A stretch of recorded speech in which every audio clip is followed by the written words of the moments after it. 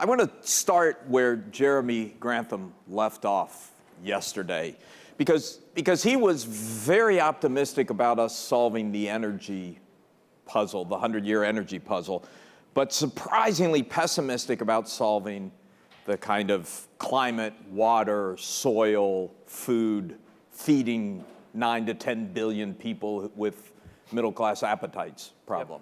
Yep. Tell me why he's wrong. So thanks for the invitation. Good to be here. I'm more optimistic. So I'm the Scottish optimist, which is a really rare condition. So I think you have to solve three things simultaneously by the time that our children or our grandchildren, depending on your age, are around. But by 2050, it's actually nearer 10 billion than 9.5. So by 2050, we need to grow about twice as much food on roughly the same footprint.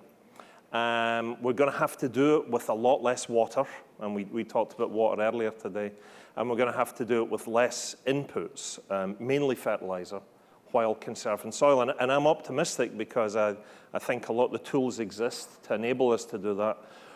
We're going to have to integrate them better. We're going to have to bring data to that equation. But I think it's doable, and at Monsanto, that's kind of our long-term goal. And you think you can get there? Not on our own, despite some of the coverage, not on our own. But I think we have a significant part to play in that. So at the same time you face that big challenge, I assume part of the way you do that is with technology and with genetically modified seed. At the same time you have that, you have in the developed countries this backlash against genetic modification, this move towards local production, backlash against industrial farming, really against much of what Monsanto does. How do you deal with that conflicting trend? Well, I think the challenges that you've been asking, the political question, and I think the biggest single challenge that society faces is how we work out solving those three pieces of the puzzle simultaneously. The three pieces. So climate change, water, and food security. And the definition of good day is solving the three of them together. It is not acceptable to solve two and leave one behind. So my experience, to your question, is in Africa, in some of the emerging economies, there's much more an open dialogue now around agriculture than there's ever been. It's a healthy debate, but I think it's really meaningful, and we find ourselves at that table. So I'm optimistic because I think there's much more openness to revisiting agricultural policy than there's ever been, because regardless of Monsanto, people are looking at that 2050 horizon and what needs to get done. But it doesn't quite. But you haven't quite answered the question of what's going on in the developed countries. You have to do it for Africa. I get that. Oh, develop. I thought you said but developed. In the developed countries where you have a backlash against genetic modification, where you have we heard it in some of the food people who were talking up here earlier, a desire to return to local roots, backlash against the use of chemicals, which is a big part of the equation for you. How do you deal with that? Well, I think So I should have started, because I met somebody last night and they said, "Oh, Monsanto, we always, when I was a kid, we always bought your rugs." So we're only in agriculture, and within agriculture, we're really only in seed, and a lot of the seed is GMOs, is biotech. So we don't, if you're looking for a rug, you have to talk to somebody else. I think the way we approach this, and I don't draw a line between developed and developing, Alan. I think the way we approach this increasingly is better use of data, more precise use of chemicals, the right chemistry at the right time and the right amount. We made an investment a couple of years ago in a data science company in the Bay Area here. And I think the next 5 to 10 years, as in many of the businesses that I've talked, is going to be a much more precise use of inputs, so that as we double the amount of food, we're using a lot less stuff. Yeah. And that kind of came up in some of the panels. I think it's very unfortunate at the moment that there's such a polarized debate, big, small, fast, slow, local. We're going to need we're going to need all hands on deck to solve this, and do you the faster we can get to a common ground, the better this is. How do we get to common ground? Sessions like this, the open dialogue.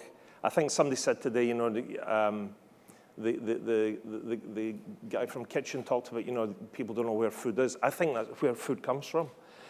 So agriculture in the US is 2% of the population now, and we need to do a much better job of explaining where food comes from and how it's grown. And I think through some of that common establishment of common ground, there's a path forward in this. You talked about seed, chemicals, data, three key pieces of this for Monsanto. Andrew Liveris was up here. And water. And water. Yeah. Andrew Liveris was up here a little bit earlier and had very nice things to say about you. But what he also said was that the Dow-DuPont merger and then spinoff will create an agriculture that has, or will create a company that has both seed and chemicals. Yep. You tried to do that with the purchase of Syngenta. It didn't work out. Yep. What do you do now? Well, the destination is still the same, so I think... You need to bring them together. I think you need to bring them together. The grower is looking for solutions where... Well, let me answer it this way. If you rushed out of here and said, I'm going to go and plant an acre of corn, whether you're a big farmer or a small farmer, there's about 40 decisions involved in that, from when you cultivate the soil all the way through to the right day to harvest. And a lot of those decisions today are made in the absence of data. They're made based on tradition. They're made based on what your mum and dad did, or what the guy next to you in the coffee shop is espousing, or what you read in a magazine. So I think that the next turn of the crank in this is how you optimize those decisions and how you use chemicals much, much more effectively. More sparing. And I was going to say probably a lot less than are being used today. And the same with nitrogen. You know, I think there's a way of doing this where you're much more specific in how you apply it. And we're 2 years into this, but we've got a nascent business now where we don't sell fertilizer. We're not in the fertilizer business, but we're selling through an app on the phone. We're selling advice to growers on when and how to use that optimal amount. So talk about how that works. Through that app, you're actually giving them data about their own land and their own crops, right? Yeah, we're on, real fast, we're on 75 million acres in the US with a free app. And we're on about 10 million paying acres in 2 years. So from the deal that we did with the Climate Corps team, so for $3, you get a satellite image of every field on your farm. So it's a 1 week flyover. So you start to see drought stress and disease and fertilizer issues way earlier than you would from the side of the road. And for $3, we sell fertilizer advice where if it's been a very wet spring and all that fertilizer's washed away, the agony for the growers, how much more do I apply? And we've had great success on an algorithm across 30 million fields in the US and 20 years of historical data. We roll the dice thousands of times a day that predicts not the weather, but the yield outcome. So for us, it's a really different business. It's very cool. And over time, you'll be collecting data from tractors as well to add to that? Yeah, we're starting that now. So and that's been a piece of the learning, and it kind of goes to the point on common ground. So we have a collaboration. We have a deal now with John Deere. So Deere runs the big green tractors, and we have deals with the other colors of paint, the yellow and the red and all that data for the finance wonks here. It's all streaming data. So those combines are harvesting square yard by square yard. We source that data and we turn it into insights that let the grower make better decisions.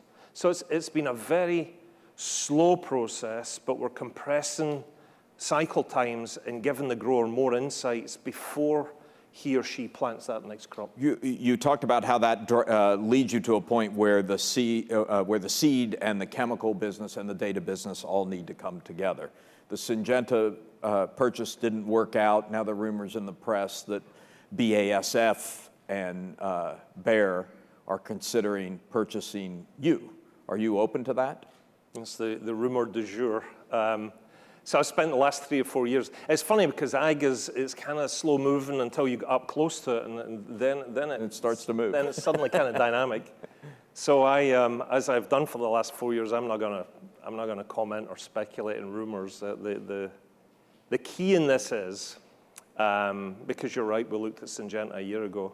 The key in this is, how do you provide better information to help in those 40 interlocked decisions that inexorably a grower is going to make every single year? And I think there is a future business opportunity in getting much clearer on how you do that. And I'm guessing that that will unlock a big piece of this doubling. Because listening yesterday, there's no new dirt. There's no demanufacturing land.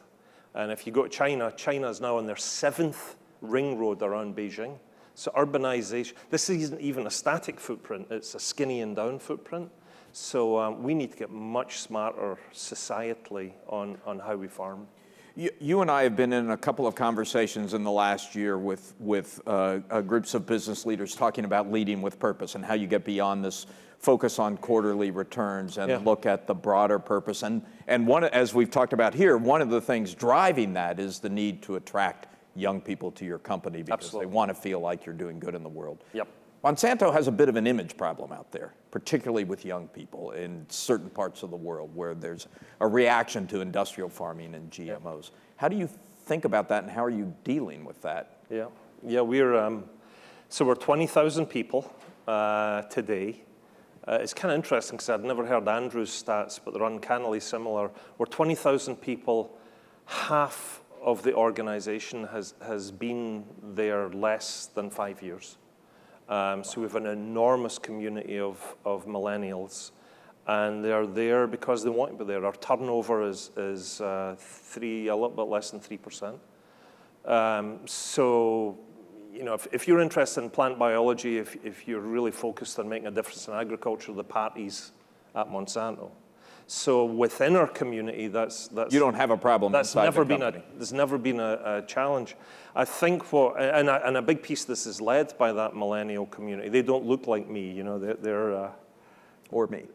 I didn't say that, but no, or you. That group is really leading a lot of these communication efforts. We've done a lot more on social media, and we're doing a lot more in conversations around what is farming and what is agriculture. And again, it's a sincere attempt to try and find this common ground. This should not be, in my opinion, it should not be posed as organic versus conventional. Or here's how I look at it. Farming today, farmers get older every year in the U.S. So they're having a blast, and they're really reluctant to hand it over to their sons and daughters.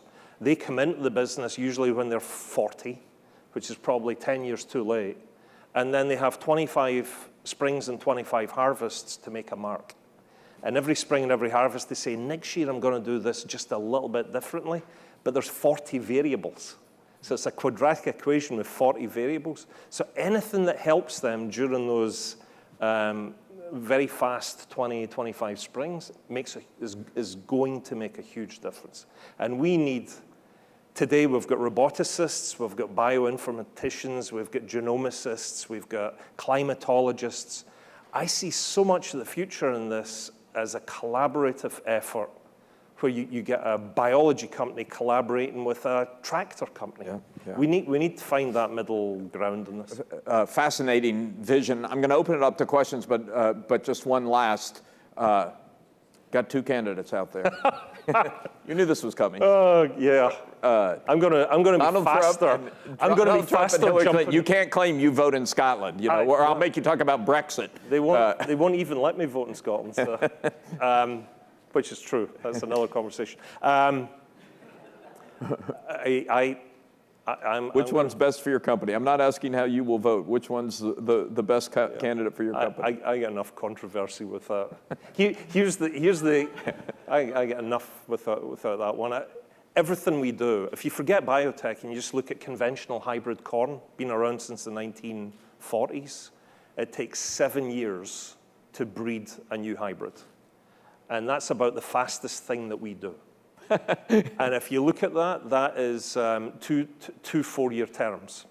So we have to look through the commodity cycle, and we have to look through the political cycle. And that's maybe my high-speed step. All right, questions, comments, anyone? Right here. Hi, thanks Gabe. for speaking. Congratulations. Yeah, thank you. Thank you. You want to do a deal here? Because we can do this. Sure, let's do it. You need somebody else for the fish tank. I can do the plants, but. At the top half. I'm just curious about your personal diet. I mean, you're so in the field of agriculture. You know what types of crops are growing. You know the supply chain. Do you follow any food rules for your personal diet? You don't get to look like this if you're not very careful in your. And what are they? I love veggies. I loved the comment earlier about you can't say they're good for you and hope to sell more. I love veggies. I'm a passionate vegetable gardener. So I took out my lawn 5-6 years ago, and my whole backyard is one big veggie patch. That's kind of my therapy. I like fish. I don't eat much beef, but I don't. And we have a veggie business. We here in the West Coast, we sell vegetable seeds. You want one of his aquariums? Because it'd be good for... I don't know how that would go in my front room. Right here. So I don't know if that's a... Mr. Grant, we talked out in the hallway before. We did, hello. And I'm in the ag production arena, and I wonder if you could comment. I share your optimism as being a producer and thinking that technology is going to lead us to be able to do a lot more precisely with a lot less inputs.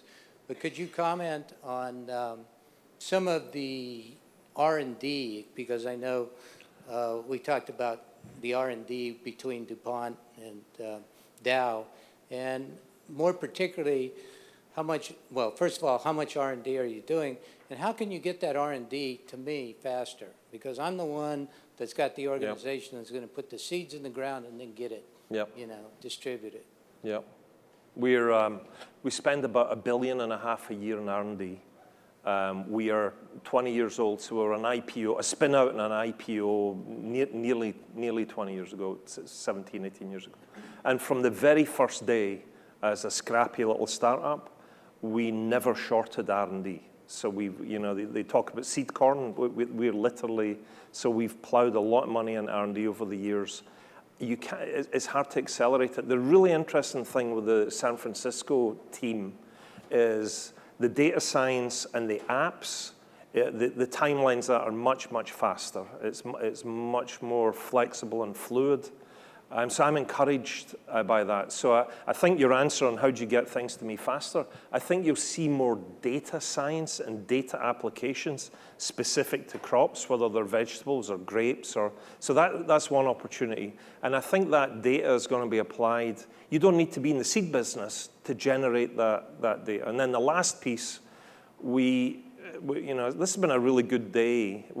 I had breakfast with water and climate for lunch. We think we'll be carbon neutral by 2021, and that's because we grow a lot of plants, and plants gobble up CO2. I think there's another piece of this we'll be delivering to our customers is, how do you cultivate less? How do you plow less? How do you tickle the soil instead of inverting this much and keep CO2 trapped in the soil? And then how do we really focus on drought tolerance? And how do we really focus on sequestration of carbon? And agriculture can be a really big piece of the solution set in climate change, and that's not really seen today, but I'm convinced of that.